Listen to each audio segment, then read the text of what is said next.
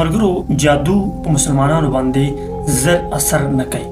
دا زه نه وایم بلکې دا د رشیا د روس یوه ډیره مشهوره او ډیره غټه جادوګره. Does it mean that it's more difficult to influence a person if he keeps his thoughts in purity? Yes, absolutely. When faced with various religions, it is very difficult to influence Muslims.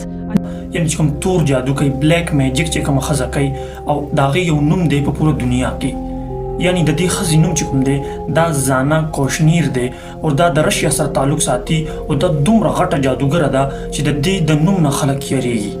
یعنی دا چې کله د یو ملک ټور کوي، د یو ملک ویزټ کوي، د هغې ملک چې کوم صدر وي، وزیر اعظمان وي، هغه ټول د دې نه یریږي چې چېرته دا ښځه په موږ باندې جادو ونه کړي.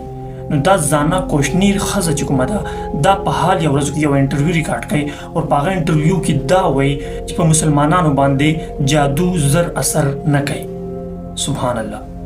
دا ښځه وایي چې تر نن تاریخه پورې ما په زرګونو خلکو جادوګونه کړي دي، په لکونو خلکو مې جادو کړی دی او خو خطرناک جادو مې پې کړی دی، بلیک میجیک مې پې کړی دی، خو په هغې ټولو خلکو یې اثر کړی دی.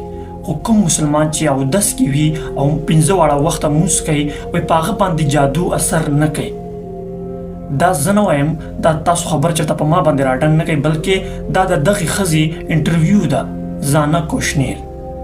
او دا مسلمان نه ده چې د مسلمانانو طرف پکوي، د اسلام طرف پکوي، بلکې دا یوه کرسچنه وه، خو بیا چې کله جادو زده کړو نو دا د خپل مذهب نه هم ووتله.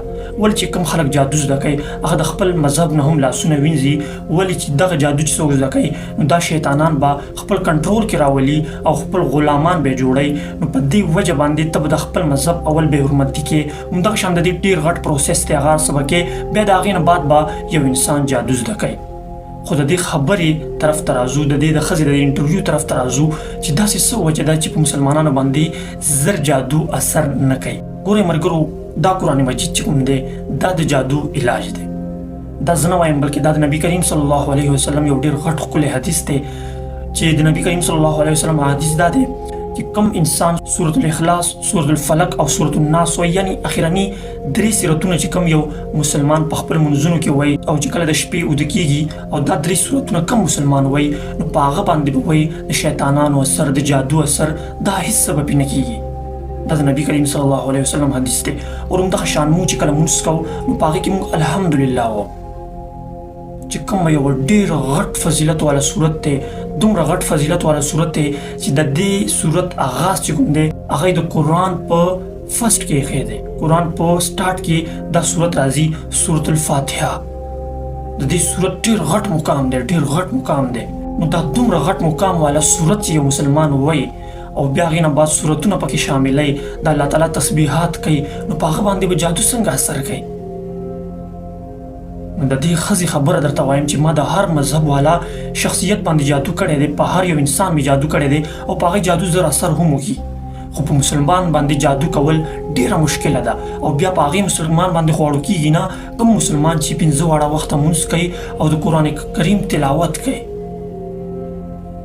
والله چې زموږ مذهب ډېر ښکلی مذهب دی، حقیقي مذهب دی. زموږ په حال باندې افسوس دی چې موږ دا منځونه پرېښي دي، د قرآن کریم تلاوت مو پرېښی دی، حالانکې موږ په دې کې زموږ خپله فایده ده، خو موږ دا هر څه پرېښي دي. الله تعالی دې زموږ په حال باندې رحم وکړي. دا ویډیو دومره شیر کړئ، دومره شیر کړئ چې هر یو پښتون، هر یو مسلمانه پورې ور ورسوئ. د نورو معلوماتو لپاره زموږ د آی ډي فالو کړئ او تر څو ماته راکړئ اجازت. د لوی الله په امان.